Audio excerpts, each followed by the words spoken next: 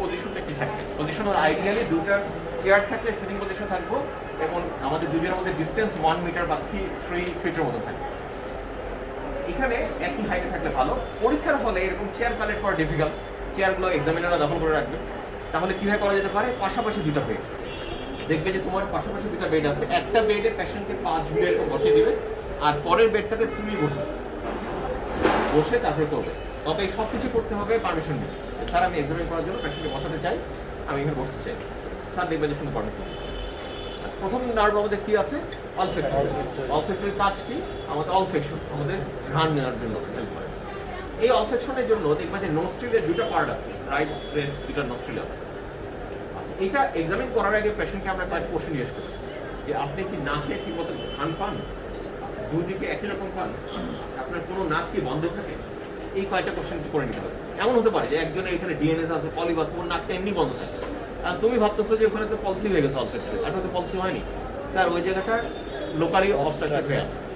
এমন হতে পারে যে একজনের তার এখন রাইনাইটিস চলতেছে, সর্দি হচ্ছে, রানিং নোজ থাকলে সিক্রেশন বেশি থাকবে, মিকোজাগুলো সব কাভার হয়ে থাকবে, সে তো এমনি ঘ্রাণ পাবে না, কিন্তু তার তো কোনো নার্ভ পলসি হয়নি, তাহলে এগুলো একটু জিজ্ঞেস করতে হবে। এরপরে আমরা সাধারণত আমাদের কাছে ছোট ওই যে পারফিউমের শিশি রাখবো, অথবা কোনো একটা কটনের মধ্যে পারফিউম স্প্রে করে রাখা যেতে পারে। ইজি হলো আতরের শিশিগুলো একটু কাছে রাখবো। আচ্ছা, আরেকটা কি স্মেল রাখতে পারি, সাবানের একটা ছোট টুকরা।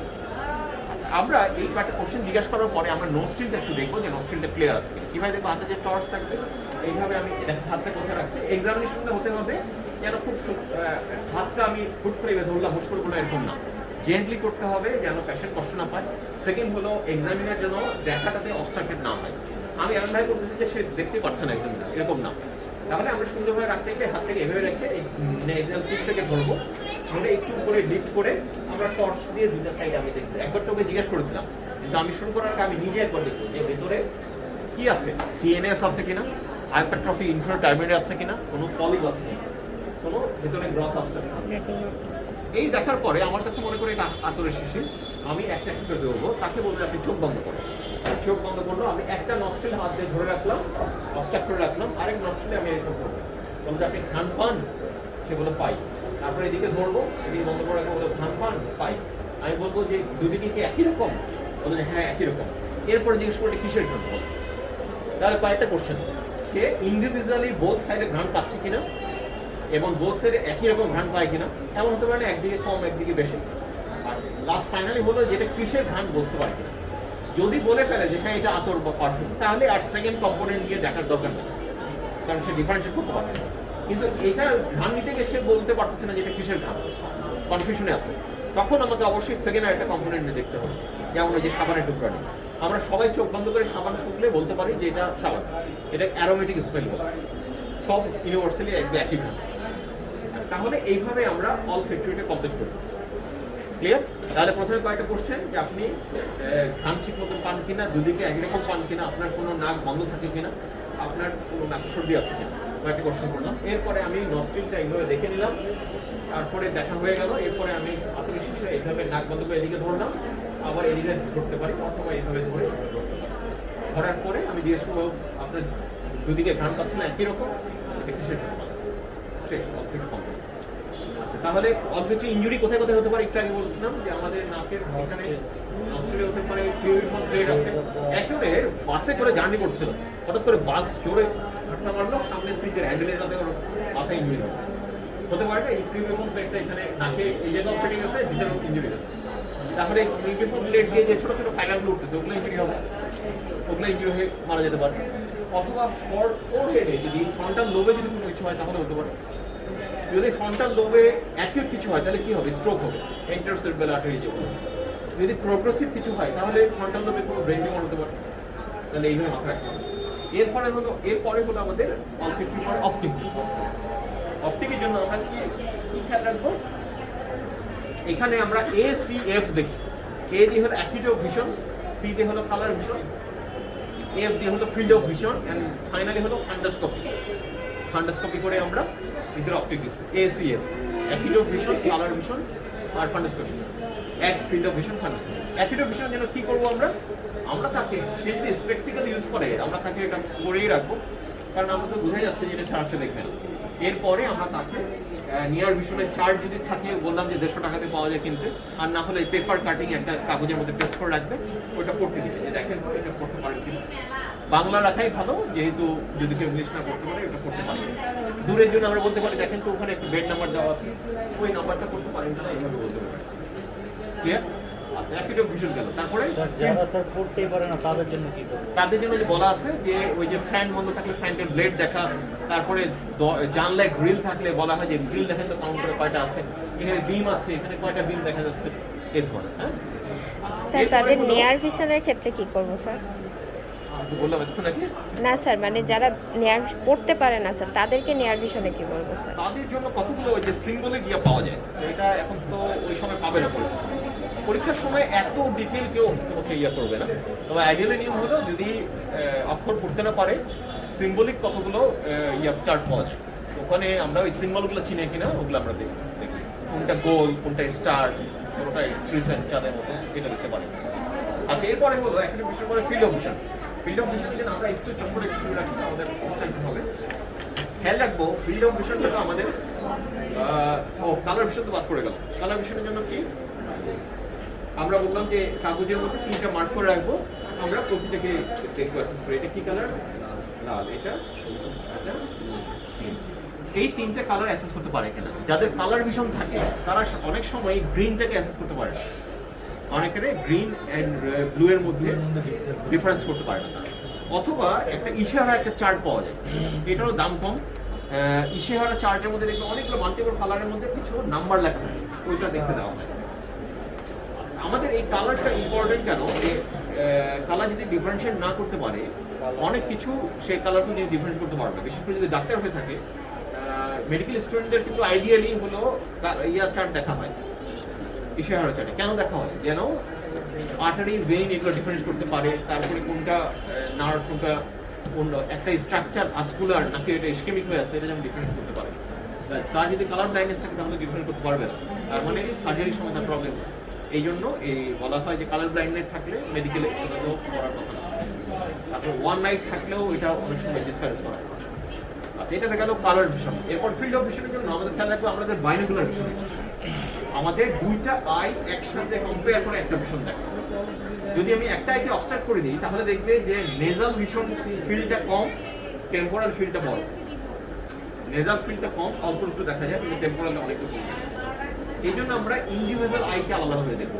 এখন ইন্ডিভিজুয়াল আই কার সাথে কম্পেয়ার করবো, আমার নিজের। আমি ধরে নিচ্ছি যে আমি এক্সামিন করছি আমার আই ফিল্ড অফ ভিশন ঠিক আছে। এটা জন্য কিভাবে করতে হবে, আমরা প্রথমে এই হাত দিয়ে বলবো আপনার এই চোখটাকে বন্ধ করুন। সে কিভাবে বন্ধ করলো দেখো, এভাবে বন্ধ করলে হবে না, কারণ ভিতর দিয়ে দেখতে পারবে। এই জন্য আমরা চোখটা কিভাবে বন্ধ করবো, তাকে বলতে হবে এইভাবে বন্ধ করবো। এরপরে আমি আমারটা বন্ধ করবো, কারণ আমি সেম সাইডে কম্পেয়ার করছি আমার সাথে, যদিও অন্য অপোজিট আই। এখন আমি এই ফিল্ড অফ ভিশন দেখার জন্য এই আঙ্গুলটাকে বলবো যে আমি দূর থেকে আঙ্গুলটাকে এইভাবে নাড়াতে নাড়াতে নিয়ে আসবো, আঙ্গুলের মুভমেন্ট টের পেলে বলবেন দেখতে পাচ্ছি। তাহলে কি বললাম, আমি আঙ্গুলটাকে নজর নিয়ে আসবো, আঙ্গুলের মুভমেন্ট দেখতে পেলে বলবেন দেখতে পাচ্ছি। আমি মুভমেন্টে যদি এরকম না নড়াই তাহলে হবে কি, আমি যদি এবং স্ট্রেট আনি সে হাত দেখলেও বলবে যে আমি দেখতে পাচ্ছি। আপনি স্ট্রেট আমার চোখের দিকে তাকিয়ে থাকবেন, ডানে বামে তাকাবেন না, সে চোখ ঘোরাতে পারবে না, সে স্ট্রেট তাকিয়ে থাকবে ওই অবস্থাতে যেখান থেকে দেখা। এখন এই আঙ্গুলটাকে আনতে যে হবে, কোন জায়গা থেকে আনতে হবে, আমরা 4টা প্লেনে আনবো। আমরা চোখটাকে যদি সেন্টার ধরি, তারপরে superior temporal, inferior temporal, superior nasal, inferior, এই 4টা জায়গা থেকে আমরা করতে করতে সেন্ট্রাল দিকে আসবো। আমরা এই 4টা কোয়ার্ডিনেট দেখলে হবে। আচ্ছা, এই যে আমরা, এবং এই হাতটা রাখতে হবে দুইজনের মাঝামাঝিতে, আমাদের দুজনের মাঝখানে 3 ফিট ডিস্টেন্স আছে, আমি মাঝায় রাখবো। এমন যদি হয় হাতটা যদি আমি বেশি দিকে নিয়ে নিই তাহলে সে দেখবে না, কিন্তু আমি তো আগে দেখতে পাবো। আবার বেশি দিকে চলে আসলে ও দেখতে পাবে আগে, আমি পরে দেখবো। এই জন্য দুজনের মাঝামাঝি রাখবো। এখন আমি শুরু করবো, আমার চোখের দিকে তাকিয়ে থাকবেন, নড়াচড়া বুঝতে পারবে, বলবে দেখতে পাচ্ছি। দেখা যাচ্ছে নড়ে নড়ে না, হ্যাঁ একটু কনফিউজ করতে হবে, কারণ না হলে ওই যে দেখো সে কিন্তু হাত দেখে বলতেছে হ্যাঁ দেখতে পাচ্ছি, হ্যাঁ, কিন্তু আমি যখন বললাম নড়ে নড়ে দেখা যাচ্ছে না, হ্যাঁ দেখা যাচ্ছে। আমি যেই সময় দেখলাম সে একই সময় দেখবো, তার মানে দুজনের ফিল্ড ঠিক আছে। এটা তাহলে সুপিরিয়র টেম্পোরাল দেখা যায়। এখন আমি এখান থেকে আসবো, দেখা যাচ্ছে, আমিও যখন দেখতে পেলাম সেও দেখতে পেলাম। এরপরে আমি এদিক থেকে আসবো, এইটা করার সময় খেয়াল রাখবে হাতটাকে হয় এইভাবে রাখতে হবে যেন আমার চোখটা অবস্ট্রাক্টেড না হয়, অথবা এইভাবে রাখতে হবে, কিন্তু এইভাবে চোখ ঢেকে দিলে হবে না। চোখ ঢেকে সেও দেখতে পারবো না, আমি একটু দেখতে পাবো। তাহলে এই হাতটাকে এই দিক থেকে যখন আনবো নেজাল সাইড থেকে, আমি হয় এভাবে আনবো যেন উপর দিয়ে আমি দেখতে পাই, অথবা হাত থেকে এইভাবে আনবো যেন ভিতর থেকে আমি দেখতে পাই। না না না, হাত চেঞ্জ করা যাবে না। আবার ঠিক এটা এখান থেকে আনার সময়, তাহলে আমরা আবার দেখি, আমরা চোখ এই বন্ধ করলাম, বললাম যে আমি আঙুলটা দূর থেকে নড়াতে নড়াতে আনবো, আপনি যখন আঙুলের রচনা দেখতে পারবেন তখন বলবেন দেখতে পাচ্ছি, দেখতে পাচ্ছি, দেখতে পাচ্ছি। Clear? এখন অপোজিট সাইড, চোখ বন্ধ, আবার ঠিক একই রকম দেখতে পাচ্ছি।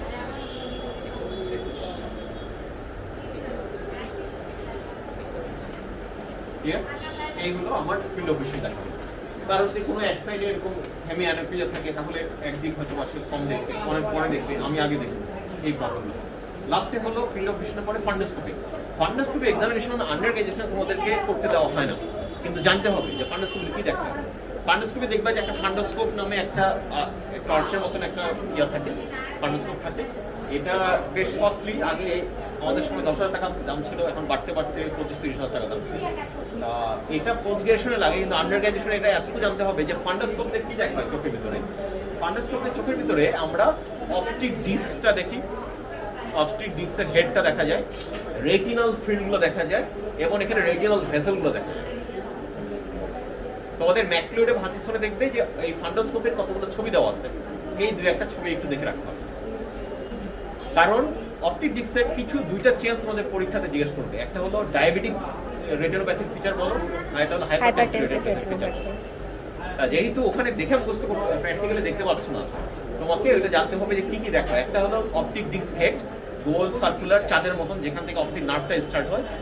আরেকটা হলো রেটিনাল ফিল্ড, যেটা রেড কালারের বা পিঙ্কিশ কালারের যেটা দেখা যায়, এটা হলো রেটিনাল ফিল্ড। এই ফিল্ডের মধ্যে কতগুলো আর্টারি, কতগুলো ভেইন দেখা যায়, তাহলে এই জিনিসগুলো আমরা দেখব। আচ্ছা, তাহলে আমরা এখানে কি কি দেখলাম, যে কতগুলো জিনিস দেখলাম। একটা হলো ACF, acute vision, colour vision, field. Acute ভিশনের জন্য নিয়ার ভিশনের দেখবো, দূরে দেখবো। তারপরে কালার ভিশনের জন্য আমরা এই কালারটা করতে দিব। তারপর ফিল্ড ভিশনের জন্য একটা একটা করে আই বন্ধ করে আমরা এইভাবে দেখবো। লাস্টে হলো ফাংশন। তাহলে first and second cranial nerve complete. Second cranial nerve নিয়ে তোমাদেরকে লাইট রিফ্লেক্স সম্বন্ধে জিজ্ঞেস করবে পরীক্ষাতে, পাত্র এটা বলো, এইভাবে জিজ্ঞেস করবে। তোমাদের যেহেতু ইয়ার জন্য পড়তেই হয়, অপথলমোলজির জন্য ট্র্যাক আঁকতে হয় না, এটা মেডিসিনের জন্যও লাগবে। এরপরে নার্ভ কত আছে 3, কিন্তু আমরা শুধু 3 দেখি না, আমরা কিভাবে দেখি 3, 4, 6 একসাথে। কারণ এই 3, 4, 6 একসাথে মাসেল অফ অকুলার মোটিলিটি, এইসব মাসেলগুলোকে তারা সাপ্লাই দেয়। Extra ocular muscle, Intra ocular muscle. 3, 4, 6 এর জন্য কয়েকটা কোশ্চেন করতে হবে পেশেন্টকে আগে। কি কোশ্চেন করতে হবে? তাকে বলবো যে আপনি কখনো একটার জায়গায় দুটা জিনিস দেখেন, মানে তার ডাবল ভিশন হয় কিনা, কেমন আমার মাথাটাকে সে দুটো দেখতেছে, এরকম হয় কিনা। তারপরে আমরা তার চোখের দিকে তাকাবো, সে স্ট্রেট তাকিয়ে আছে, বলে আমার দিকে তাকিয়ে থাকি। আমরা কি কি দেখবো? ইন্সপেকশনে বাকি জিনিস দেখতে হবে যে কোনো গ্রস টোসিস আছে কিনা। টোসিস মানে কি? Drooping of the upper eyelid, কে বলা হয় টোসিস। হতে পারে কমপ্লিট টোসিস, হতে পারে পার্শিয়াল টোসিস, একটু হয়ে আছে। এরপরে আমরা দেখবো কোনো স্কুইন্ট আছে কিনা। দুইটা যে এই যে আইরিসটা এটা হচ্ছে কালো, দুইটা অ্যালাইনমেন্ট একদম ঠিক একই রকম আছে, এমন হতে পারে না একদিকে স্কুইন্ট হয়ে আছে। এরপর আরেকটু কাছে গিয়ে আমরা দেখবো দুইটা পিউপিল একই রকম কিনা। এমন হতে পারে যে একটা পিউপিল ডাইলেটেড হয়ে আছে, একটা কনস্ট্রিক্ট হয়ে আছে। এগুলো টর্চ কিছু তো দেখবো না, জাস্ট এটা গ্রস দেখি। তাহলে কোশ্চেন জিজ্ঞেস করলাম যে আপনি কখনো একটার জায়গায় দুটা জিনিস দেখেন কিনা। তারপরে দেখলাম যে কোনো টোসিস আছে কিনা, তারপরে কোনো স্কুইন্ট আছে কিনা, একটু কাছে গিয়ে দেখলাম দুইটা পিউপিল একই দেখা যায়। এরপরে আমি এক্সামিনেশনে যাব। এক্সামিনেশনের জন্য কি করতে হবে? ওকুলার মোটিলিটি দেখার জন্য আমরা প্রথম বলবো যে দেখেন এই আঙ্গুলটাকে আপনি ঘাড় না সরিয়ে চোখ ঘুরে ঘুরে আঙ্গুলটাকে ফলো করবেন। হ্যাঁ, এই দেখেন আমি যেভাবে দেখবো, ঘাড় ঘোরানো যাবে না, চোখ ঘুরে আঙ্গুলটাকে দেখবেন, আঙ্গুলটাকে ফলো করবেন। কখনো একটার জায়গায় দুটা আঙ্গুল দেখলেও আমাকে বলবেন। তাহলে কি কি বললাম? আপনি ঘাড় না ঘুরিয়ে চোখ ঘুরে ঘুরে আঙ্গুলটাকে ফলো করবেন, এবং কখনো একটার জায়গায় দুটা আঙ্গুল দেখলে আমাকে বলবেন। এখন এটাকে দেখতে হয় কি প্ল্যানে, একটা এইচ, ইংলিশে যে ক্যাপিটাল এইচ আছে না, ওই এইচ প্ল্যানে আমরা দেখব। প্রথমে সেন্টার থেকে শুরু করব, এখানে আসলো। আমি কিন্তু আর এখনো ফলো করবো না, আমি এখন চোখটাকে ফলো করবো যে দুইটা আই কোঅর্ডিনেটের মুভমেন্ট হচ্ছে কিনা, একই সাথে মুভ করছে কিনা। Okay, যখনই এতটুকু আসবো, এতটুকু কতটুকু আসবো, একদম এই দূরে চলে যাবো না। যখন এই যে দেখবো আইরিসটা ল্যাটারাল ক্যানভাসকে টাচ করে ফেলেছে, তখনই হয়ে গেছে। আর এতটুকু আসলে হবে। এইখানে এসে আমি কয়েক সেকেন্ড একটু ওয়েট করবো। কেন? এখানে ওয়েট করলে তার যদি নিস্টেগমাস থাকে ওইটা এই সময় দেখা যাবে।